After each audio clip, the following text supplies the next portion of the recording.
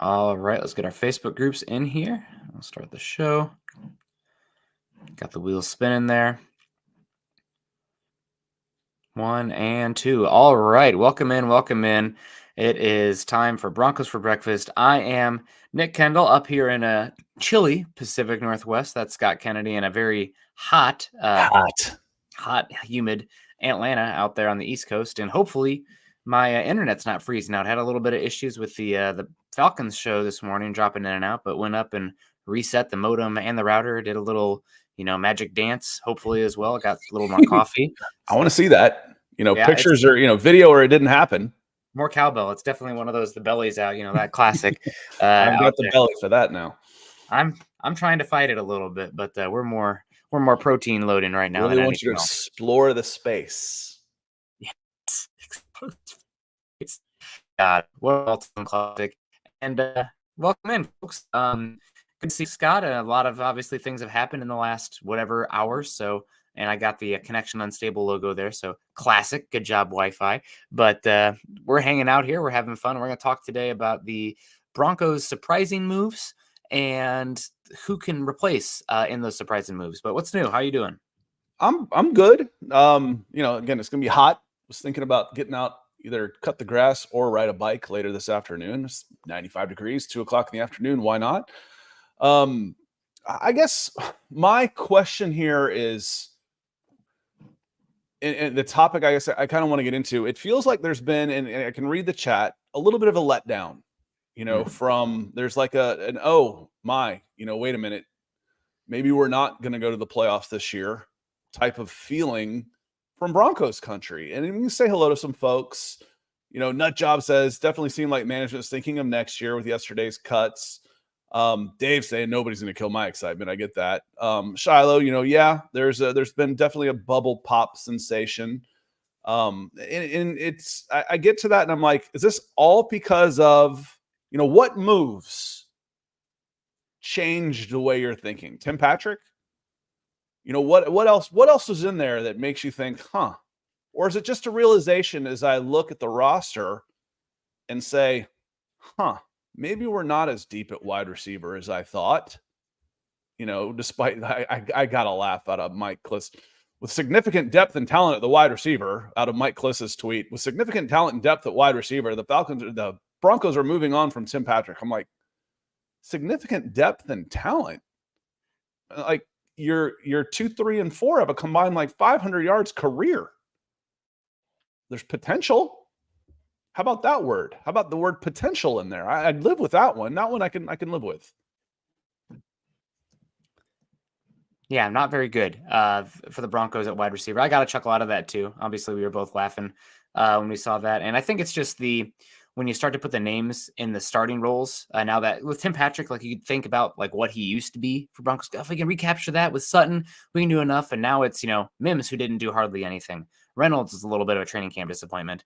Vele, a 7th-round pick. Franklin hasn't done hardly anything. You're relying on a bunch of questions at tight end, the running back room. It's just like, especially the weaponry, right, Scott? We've talked about that a lot on here. Seems to be lacking on paper now with smart quarterback play, good offensive line play, and good coordination of the entire offense. You can kind of overcome that a little bit in theory. But I do think like the Tim Patrick move, a few of these moves here or there, come off as what's the logical justification of that? Well, if you're trying to get contractually controlled in youth on the roster, that's the direction. And what does keeping contractually controlled in youth mean over other things? We're not all in on 2024. It's the next 3 to 4 years. And Jermaine says, I'm confused. Nothing we've done says when now, but it sounds like rebuild or retool, but not when now at all. So again, Jermaine, welcome in. Appreciate you being with us on the show this morning. I've said this is our 4th year. I think I lose track. I don't think it's 5, Nick. I think this is our 4th year doing this together. I think probably the very first show that Nick and I have ever done together, I said, watch what they do, not what they say, because they lie. Coaches and general managers lie publicly so much that they don't call it lying. They call it coach speak. Oh yeah, we're really worried about this team we're playing that we're going to beat by 80 points. No, that's lying. We got every player we wanted, and every player we wanted is going to be great. That's just public-facing speak. So watch what they do, Jermaine. What move has been made in the last 6 months that says win now? There aren't any. It's a rebuild. Now, you could argue that if you were in a full rebuild, why do you still have Garrett Bowles? Why do you still have not Justin Simmons, but Cortland Sutton? Because those were some moves you could make to free up and probably get some cap space for the future and definitely get some draft picks back for them.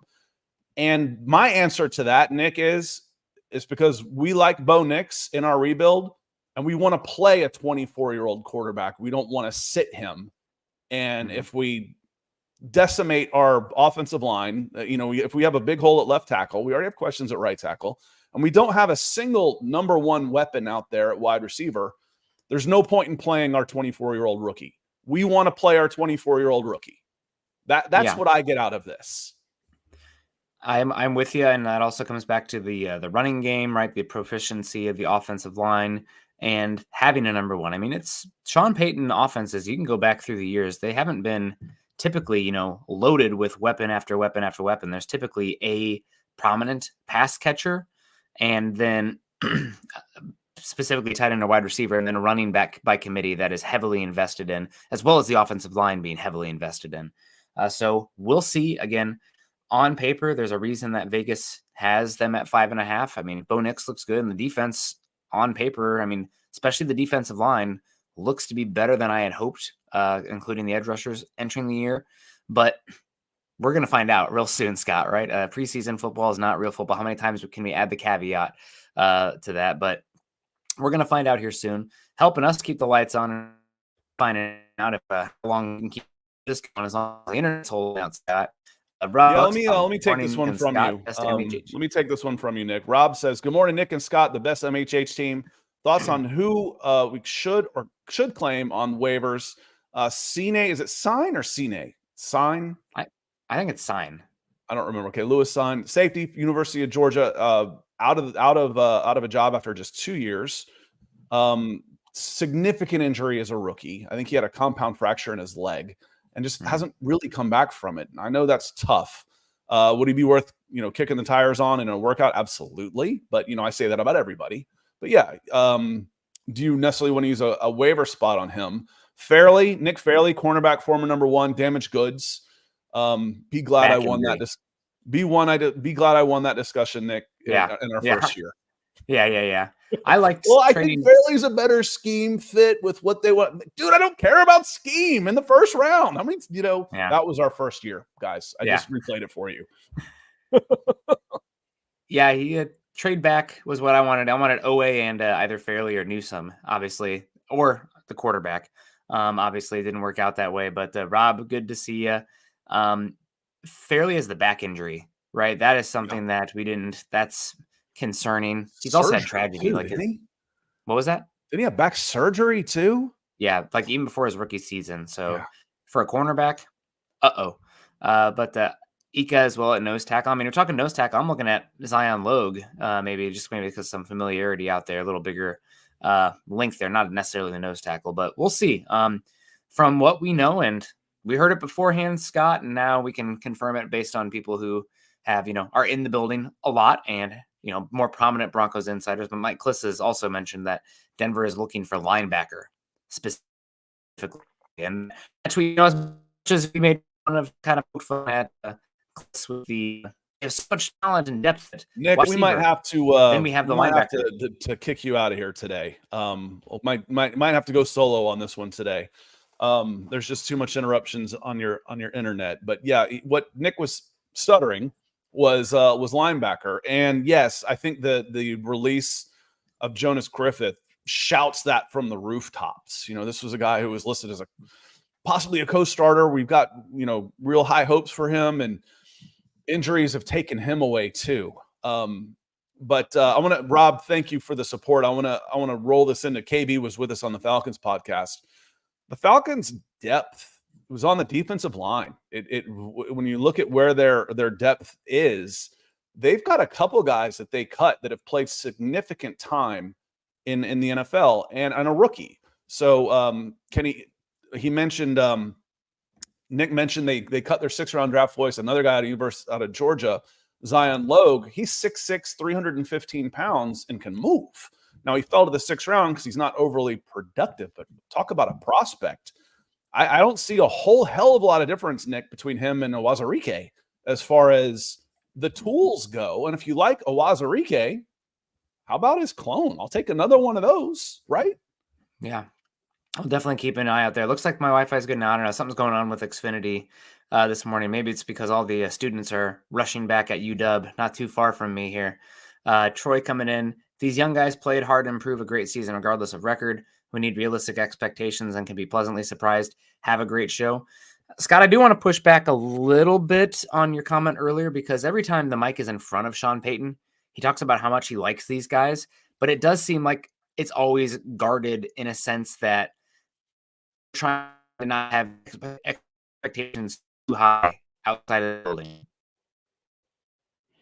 Nick went robot again, and yes, the discussion of Sean Payton will come out and say, and this is where I say I watch what they do, not what they say, because I don't particularly care what they have to say. Honestly, I want to see what they do, and I want to see results.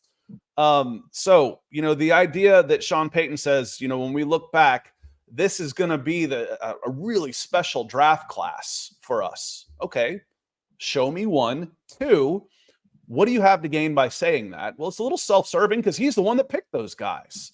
So prove it. I'm not saying I'm not saying he's wrong. I'm just saying I got to see it first. And another part I'm going to say on this, Nick, is if Bo Nix hits, it doesn't matter what the rest of the draft class does. This draft class is a big win if Bo Nix hits. And yes, every time Sean Payton's in front of a microphone, he's going to say, we're not talking about next year. We're here to win. They all say that. They have to. You can't start lowering expectations because guys start protecting themselves, looking for their next contracts. They start packing it in. You saw the job to do, and the competitive nature will take care of it. Now, on the back end, up in the administration, what are you doing to make moves for your roster? You're setting it up as a rebuild. That's what you're doing. What you're saying is we're going to do our best with what we've got. Yeah.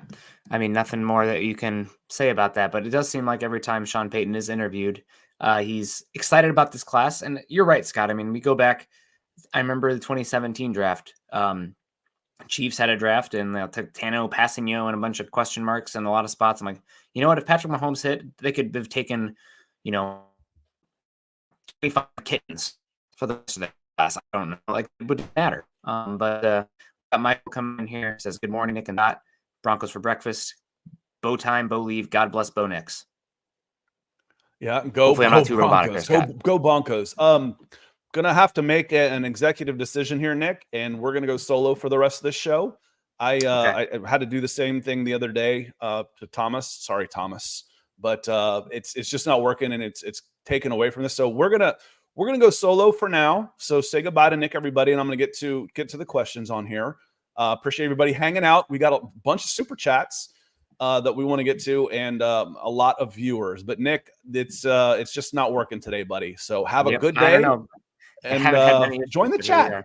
Join through the chat. Come in through the YouTube chat and answer some questions and be part of the show that way. But it's just going to be me moving forward until my internet decides to kick out of here. So yes, thank you for being here, Michael. And again, I want to go back to what Troy says. Again, it's for me, it's resetting expectations. Now I've told y'all before, I am a cynic. I was born in Cleveland, Ohio. I was raised in Atlanta. Those are two of the worst sports. I've earned being a cynic. If you want to know pain, try being a Cleveland-born Atlanta sports fan.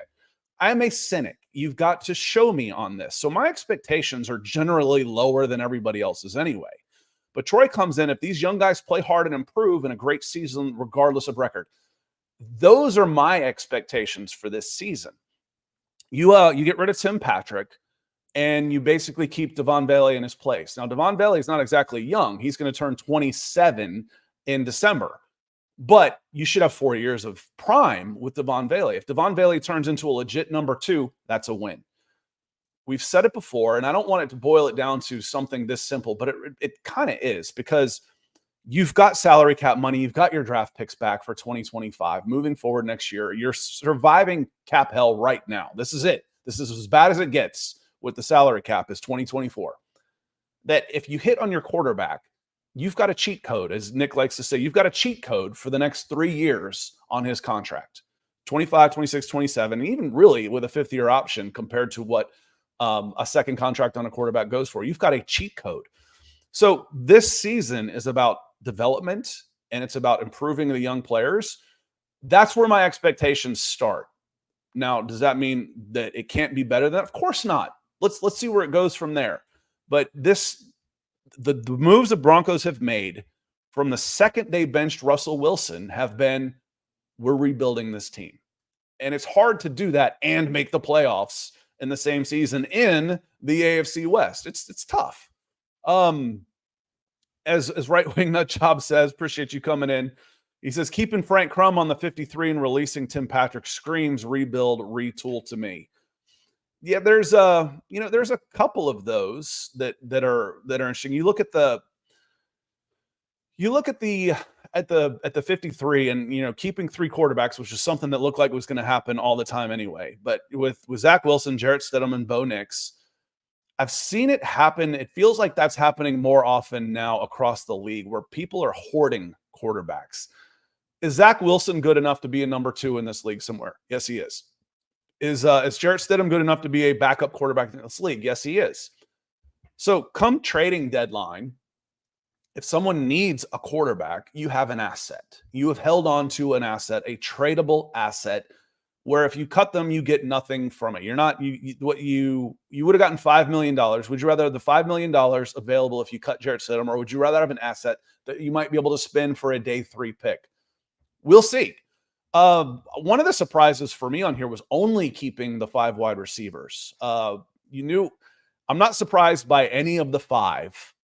With Josh Reynolds was traded for, and I think he's your number 2. Cortland Sutton's your number 1. Troy Franklin, you weren't going to cut a 4th-round draft pick that you traded up for in your first year. Just wasn't going to happen.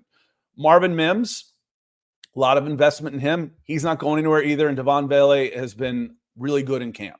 That's 5. I was a little surprised it was just the 5, though. And then the tight ends, Nate Atkins has made this as a flex, made it as a flex player. With he'll see some time. H-back tight end Greg Dulcich, obviously Adam Troutman, Lucas Kroll. Good news. We want to make sure that Greg Dulcich stays healthy for sure. The running backs. I said this kind of behind the scenes last night. Javonte Williams, Audric Estime, Jaleel McLaughlin, and Blake Watson. I'm not necessarily surprised that Blake Watson made it over Samaje Perine. We kind of had Perine cut for a while, but I am a little surprised they kept 4 running backs. Feels like that might have been a guy you could have snuck through onto the practice squad. So a little surprise there. But yes, the moves that you're making, that you've made since the decision it was made to bench Russell Wilson and eat his contract, those moves say rebuild, and that's okay. I've heard Broncos country say it for several years. It needs to happen. Let's just flush, reset, and go from there. So appreciate you. Let's see. Troy coming in. Want to make sure it's like, yeah, this was the second time. It's like, we got Troy. Yeah, but not twice. Troy coming in again. Thank you, sir. He says these days, part of the roster is on the practice squad and part of the 53 is not really on the roster, inactive every week. Yeah. The guys that are prospects, let's say Wazarike, he isn't necessarily a player that you're expecting to have a big impact in week 1. Crum, you're not expecting to have a big impact in week 1. Let's use Crum. I think that's a better example. But he is big. He is athletic. He has got physical talent, tools, and traits. I had to keep him on my 53 because I'm afraid someone else would have snatched him up. But I will be shocked if he is active on game day in week 1. That's where you might see an elevation from your practice squad guys, which should start coming out here pretty quickly. They get announced today. So let's say you get Michael Barton signed to the practice squad. I bet Michael Barton is on the active. He's not even on the roster right now. And I think Michael Barton has a better chance of playing week 1 for the Denver Broncos than Frank Crum. So yes, Troy, that's an excellent point, because you only carry 48 active from your 53. So there's 5 inactives and you flex 2. So you flex 2 players. So there could be 7 inactives from your active 53 and then 2 active from the other side of things. That's an excellent point. Mark Schrader, good to see you. Coming in orange. So good morning, guys, again. All kinds of support today. Love it. Anyone you see that we cut that might be back to the 53, and also anyone on the 53 that just head to the practice squad. If there are post moves, I don't know that there's really anybody that's injured that you say, okay, he's going to be moved right away. That's already happened. With the designated for return, injured reserve, there's so much accounting stuff in here that I can't keep it all straight, especially when I'm going live. But are there guys that will be on the 53? I think almost all of them will be back on the 53. I mean, I'm sorry, not on the 53, but back to the practice squad. Especially the guys, you guys didn't really get a chance to make pre-cuts because you had that late Sunday game. A lot of teams cut like 10 to 12 guys over the weekend. But you had that late Sunday game, so you didn't make those. So you made pretty much all of them on Tuesday. But a lot of those guys will be back. 16 of them. We talk all the time about, we can't cut this guy, he'll be gone. Or where else can we go look to stock our practice squad? But it's really like 10 players across the entire league that get cut and then end up on another practice squad of the younger guys. It happens a little bit more with some of the veterans, but it's not an overly common practice. So why do we cut this guy? Because you're probably going to get him back. And I've almost started just referring to it as a 70-man roster for those reasons. It's 69, but yes, almost 79. Nick, if you feel good about coming back in, come on back in, my friend. Come on back in. Let me know. I switched. So my Wi-Fi was having issues, and I switched to the I had reset the modem in the router, and I switched to the 2.4, which is supposed to have better range, but I don't know if it messed with my Wi-Fi extender when I did that. So I'm off the Wi-Fi extender and on the actual router now, and it's not had as many issues. But if it does have any issues, you let me know. So it's not the mic. The mic this is a Yeti. This is good stuff, but it's the Wi-Fi for some reason. No, it was your connection. It was definitely your connection. Yeah. Coach Chris is coming in again this morning, but Chris, this doubled up on you. So we owe you one. We owe you one. This when you look at your credit, this isn't something we can control on our side. This is a YouTube thing, a Google thing, but this one came through twice. I wanted to make sure you knew that. So thank you 2 times. We owe you one on the house for the super and the support that you show the show. And Chris says the Tim Patrick decision hurt. But we're going with youth. I wouldn't call it a rebuild, but I don't have a better word for it. It's because it's a rebuild. It had to happen. I just hope this group sticks. Love you guys in the program. Keep up the fight. Appreciate you, Chris. They won't call it a rebuild. You will not hear that word in Dove Valley. But there is a resetting of the roster. Some cost-controlled contracts. Younger guys that are cheaper that we can grow with, that we can then go and spend.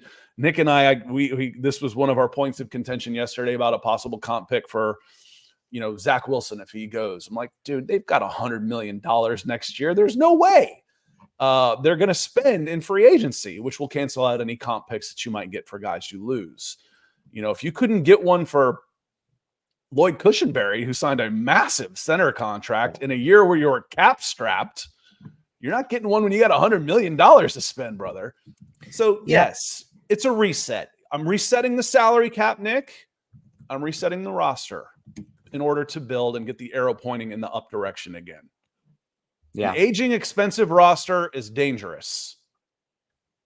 Unless you're winning Super Bowls. No, absolutely. And I don't know, Wi-Fi going on there. We have not had issues for a long time, Scott. So I think it's just an actual Xfinity issue more than it is my actual Wi-Fi, but who knows? We're here now, and we're hanging out. It was bad this morning before messing with it.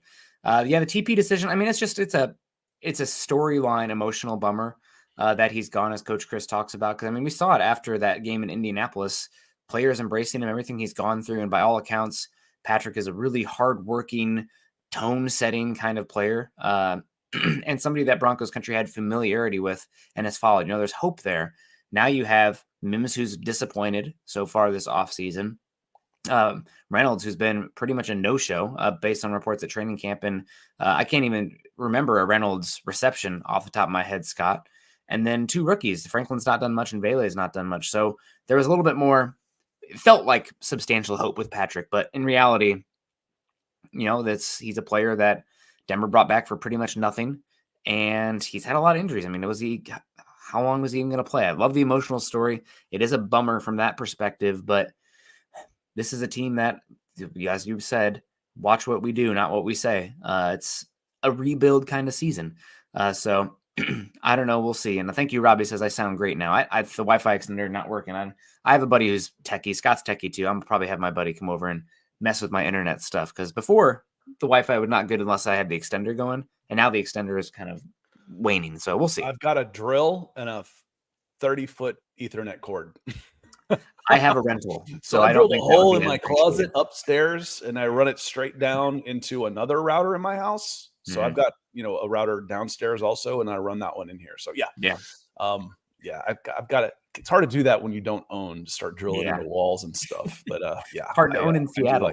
Scott. Ray, this is kind of what I was saying at the top of the show.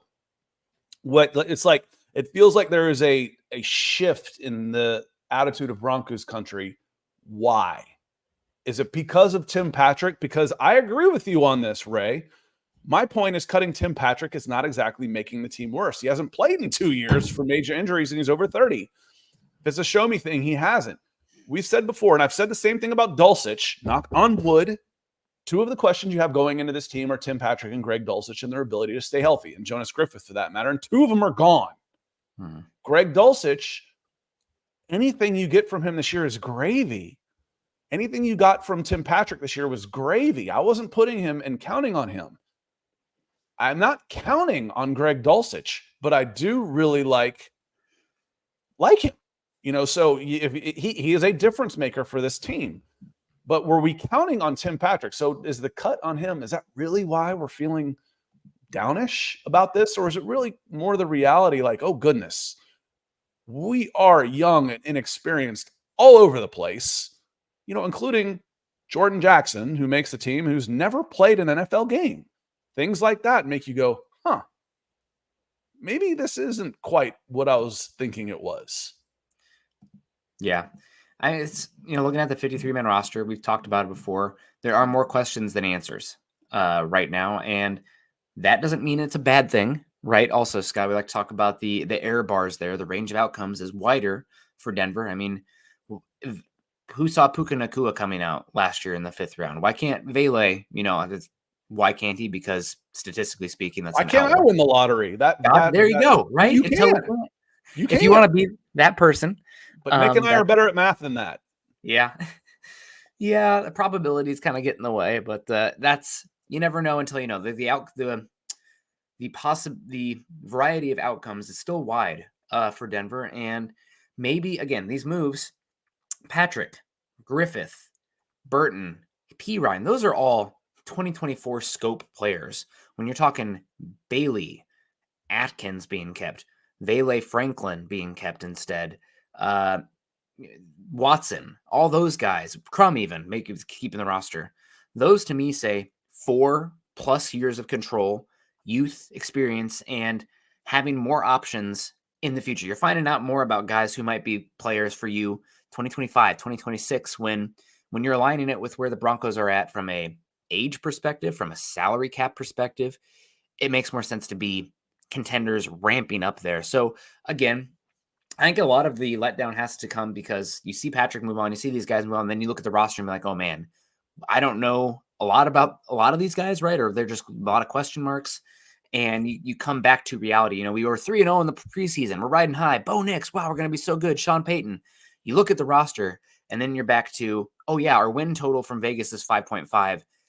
That's playoffs. We were kind of riding the playoffs may be possible. Now we look at it again, we reassess, and we're like, maybe it's closer to that 5.5. Maybe we're lucky to be above 500. We don't know yet. We'll see. I mean, again, why not? They might be too young to know what they don't know.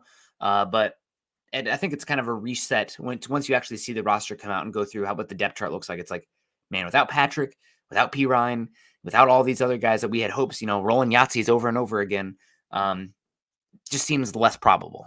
Seems doesn't mean it is, but it's the feeling. Yeah, I still, and on the defensive side of the ball last year, we talked about the Jimmies and Joes. It's like where are the guys? It's like how we can blame Vance Joseph all you want, but you guys are undermanned, which makes it really hard. And Keith, going back to appreciate the stars, Keith. We haven't seen a lot of Mims in Franklin. It's really hard to count on those guys right now, too. There's been a lot of talk about Mims. It's his time. Okay, well, let's see it. Maybe he was protected in the preseason, even though nobody else seemed to be protected in the preseason. Everybody else played a lot in the preseason. And Franklin got some back end of the roster. If he was not a fourth-round draft pick, you wouldn't even be considering him type of play in the preseason. To be fair to Franklin, he is just 21 years old also. So again, everything a lot of these moves point towards this is a season where we're still assessing. And as you mentioned, Scott, what's a successful season? Overall answering the Bo Nix question. Now we don't know what the ceiling is, probably, especially if he's going to be a quick pass underneath guy. I mean, even if you have Tom Brady or Peyton Manning, right? The quick pass guys, they're not creating outside of structure and bombs away down the field, Josh Allen, Lamar Jackson in it. They are amplified exponentially by the quality of weaponry around them. And if that's Bo Nix in terms of the pocket passing cerebral quarterback, you're going to be severely capped because of the on paper talent you have weapon wise. But can he execute? Can he protect the football? Can he keep you out of bad situations? Can he make the right reads? You can still analyze that from a evaluation perspective, even if the weapons are capping what you can do offensively. Troy Boer comes in again. Thank you, Troy. He says, is that the hat trick for Troy? He says, who has the advantage week one with no film, offense or defense? Is there an answer from history? Are we glad or sad we have Seattle week one?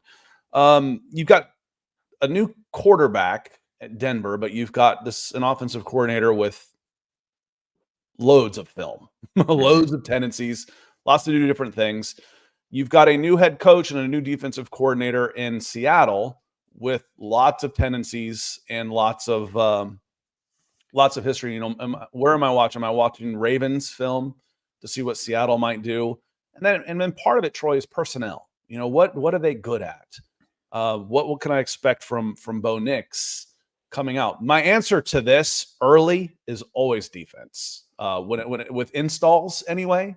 When I'm talking about newness, defense is easier to play in the NFL. That's why the NFL, every single rule change for the last 50 years has benefited the offense.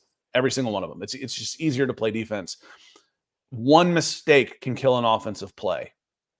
One play on defense and 10 mistakes can kill the offensive play. 10 guys can fall down and you could still have Pat Surtain with an interception. One false start, one hold, one blown assignment on offense, and the play's dead. It's blown up. 10 other guys did their job. So the answer for me on this, the defense always has an advantage. It's a defensive guy, and flat out, I just think Seattle has the advantage early on in this game anyway. Location, personnel, et cetera, et cetera. Yeah, we'll start to turn our attention to the Seattle game next week. Next week? Yeah, it's we're here, baby. Football, baby. Excited for all the college football games this week. We got 3 ranked on ranked matchups as well, so that'll be a lot of fun. Seattle does have the disadvantage of install of 2 different new schemes out here.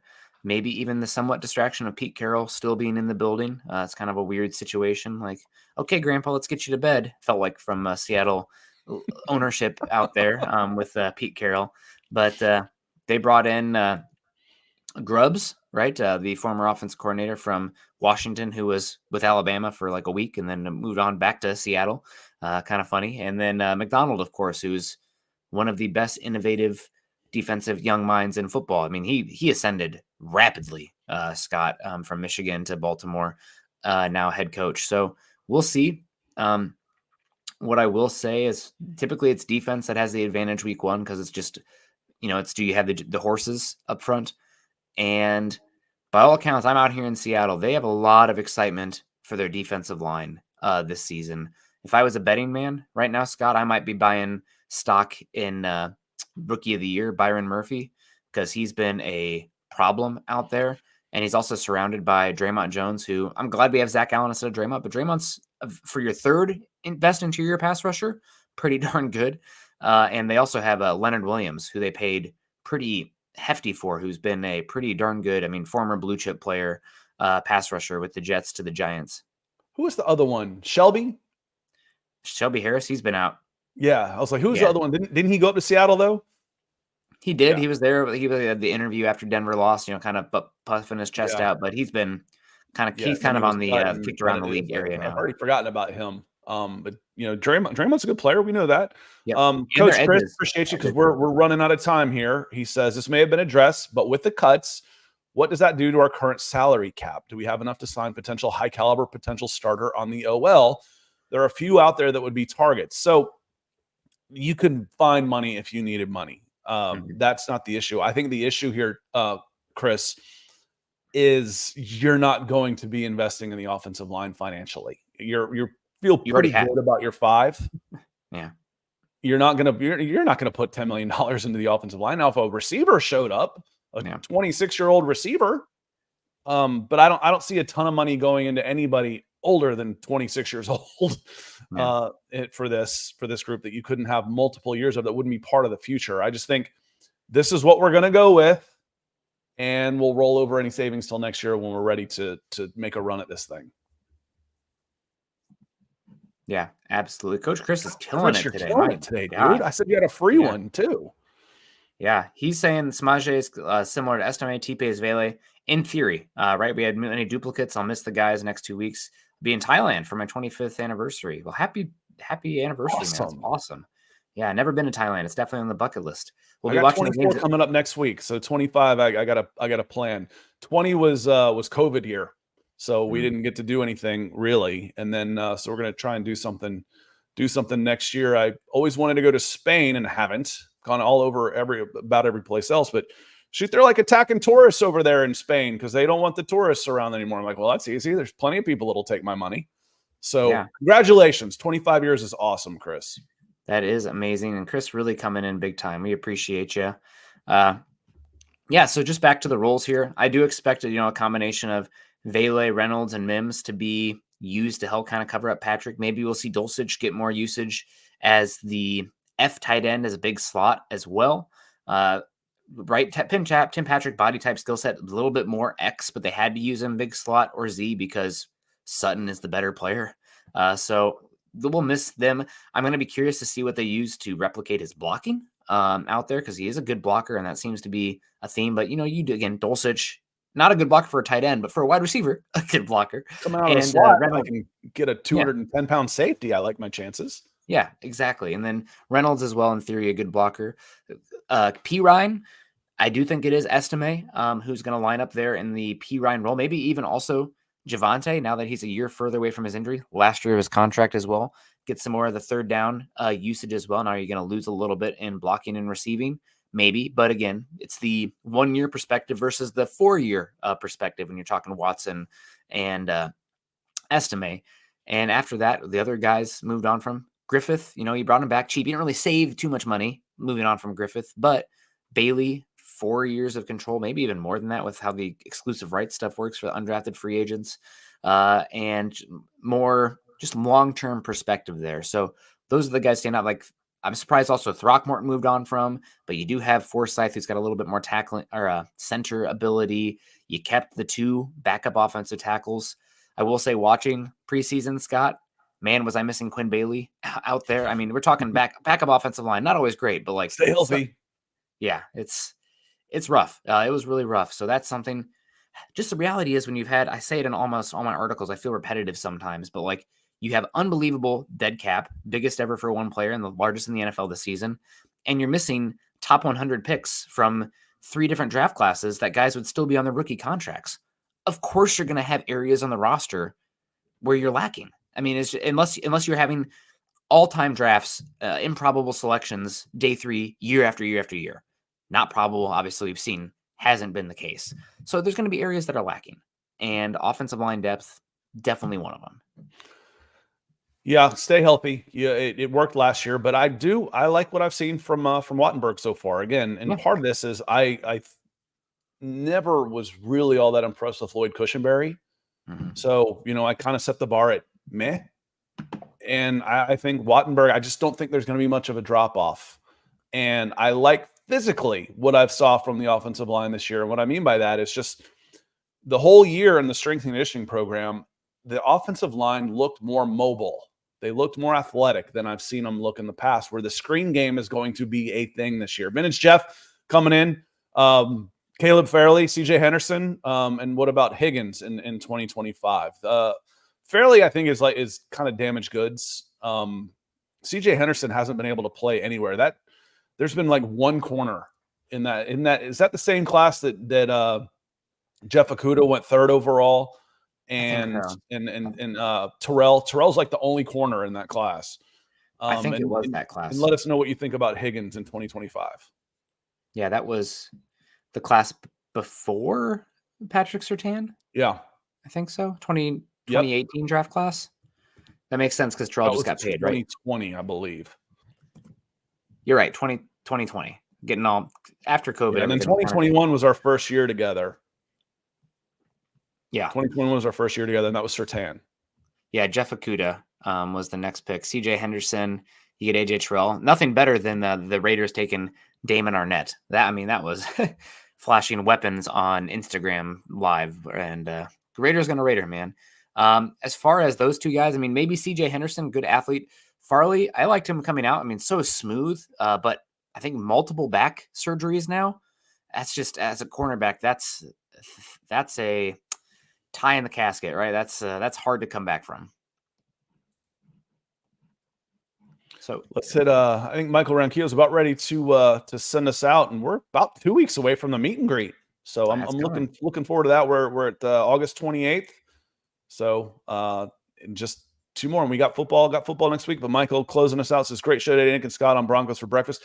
And thanks for hanging out with us today through some of the technical difficulties, everybody. And then the super chat, Chris, you were amazing today. Troy also coming in several times. Rob kicking us off. Michael opening and closing the right wing nut job. Are there any other kind? No, I'm kidding. We could talk about that offline. Yeah. Chris and then Vintage closing us out too. So thanks, y'all. Certainly appreciate it. Yeah. And I did just want to circle back here. That 2020 cornerback class, Scott, did have 2 really good players in it, but they were drafted round 2. Trevon Diggs goes round 2, obviously, and then Jalen Johnson, who's one of the highest paid cornerbacks in football. The Bears paid him early. So, but it was that first round that you're like, that looks kind of bad. Not quite 2021-22 quarterback class bad. 2022 quarterback class bad. Yeah. Desmond Ridder out of a job right now. Malik Willis got moved again already. There's only 2 of the 7 or 8 that are still on their original teams, and that is the last 2 selected in Skylar Thompson and Brock Purdy. Yep, Skylar Thompson with the Dolphins. Playoff game starter, Skylar Thompson. But thank you, guys. Yeah, I don't know what was going on with the internet, but it definitely got much better. So I'm glad I joined back in and gave Scott a break as I saw him taking a coffee. I'm like, you know what? I've been watching it for a bit. I switched it, and I haven't had any the signal that my signal was bad. So I think Xfinity, whatever was going on, was the issue there. But it says record prediction. You can give it if you want, Scott, but we're definitely going to go. We'll go through it because, again, I feel like sometimes it goes in tiers. It's like you're not favored in but like 2 games this year, but I don't think you go 2-15. No. So it's like, okay, underdog. If I go 1 at a time, I'd be like, well, you're probably going to lose this game. Okay, you're probably going to lose this game. You're probably going to lose this game. All right, that's fine. But again, if you know anything about probability and statistics, 50% chance if you flip a coin, right? To take math in to do the math and probability, to get it twice in a row is 0.5 times 0.5, which is 25% chance. So even if you've got a 40% chance of winning the game, your chance of winning 1 of 3 is like 90%. So even if you're not favored, long story short, I'm going 7-10 on this one too, Adam, because even though you won't be favored in every game, you're not going to lose every game that you're not favored in, just like you won't win every game that you are favored. So I mean, how about last year, Scott? I'm 7-10 on this one right now, and we'll go through it and break it up. We'll do that next week. But that's where I feel the Denver Broncos are this year, and I think there's a lot of good things to look at that you want to come out of this as a positive season where you're feeling really good about first-round draft picks and a lot of money to spend to build the team next year. Yeah, I mean, it's stuff to be excited about. I know we're all Bo Nix hype, but like Jonah Ellis looked awesome in preseason too, and we talk about it on here a lot. What's the second most important position in football? Is pass rushers, and to get even just to get a starting caliber guy, and we'll see if he ends up being that, but like even just get a starting caliber guy in the third round at edge is a huge get, let alone if he could be a plus player. So it's not just Bo Nix, right? We'll watch for Ellis too. I think the range right now is anywhere from 5 to 9 wins. I think anything, I know good job, Nick. But like, again, we talk about this is a team with massive error bars, Scott, because there's so many questions. Which usually on the lower end. That's why. Yep. I mean, there are so many questions. And in the offseason, you look at them and you go, yes. You go, yes. Oh, we've already gotten no's to a couple of them. Jonas Griffith and Tim Patrick already knows they're not with the team anymore. Yep. So I probably will go 6 wins right now, which doesn't make me a hater because I'm over the Vegas line there, folks. ESPN had Denver picking 3rd overall or something, right? So they must have gone 3 or 4 wins. Albert Breer just did a game by game for everybody on SI.com. Who, you know, it's pretty impressive amount of work, and he had the Broncos 5-12. Yeah. So I'm going 6 wins, but again, the error bars are wide. So there's reason to tune in because we don't know. We have so many questions. And that's what's fun with a young team. There's nothing worse. Yeah. There's nothing worse than that Nathaniel Hackett year where you've got a ton of money sunk into your quarterback. You know, there's no hope there. Don't have draft picks. Old.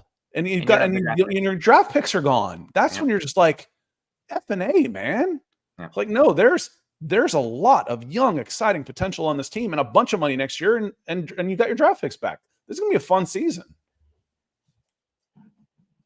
Yeah, absolutely. As my internet spikes there for 1 second, that's probably the sign that it's time to get on out of here. But thank you to everybody coming in. Rob Bucksbaum, Troy Boer, Right Wing Nut Job, Michael Ronquillo, Troy again, Mark Schrader, and Coach Chris with the golden sombrero, whatever you want to call it, vintage Jeff.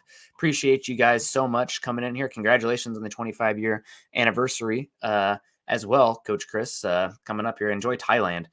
We appreciate everyone. Make sure you're following Scott and I on Twitter. Scott's at Scout Kennedy. I'm at Nick Kendell, MHH. Also follow us at Mile High Huddle. If you haven't done so yet, follow us at Facebook.com/Mile High Huddle and Facebook.com/Mile High Huddle Pod. If you're listening after the fact, I apologize for the robot voice internet issues earlier, but here we are now. Make sure you go to Spotify, and I haven't had issues for a while, so don't hold that against us, but Spotify or Apple Podcasts, leave us a 5-star review.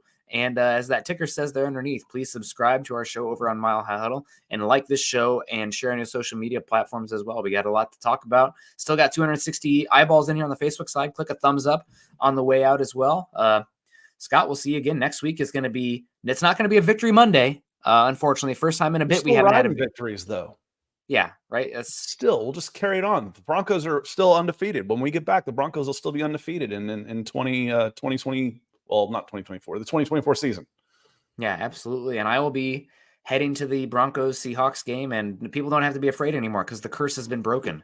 I finally actually saw a win. So we'll hopefully keep that good vibes going. But Scott, any final thoughts before we get out of here? Nope. Good to go. Thanks, everybody. Chris, Troy, especially with all the support. Thank you so much. Yeah, Michael Ronquillo, all you guys, thank you. Have a great weekend. Enjoy college football this weekend. 3 ranked matchups: Notre Dame down to Texas A&M, Clemson, Georgia, and USC, LSU. I mean, those are some good games. I'm excited for week 1 here. So appreciate everyone. Choose kindness, compassion. Go Broncos.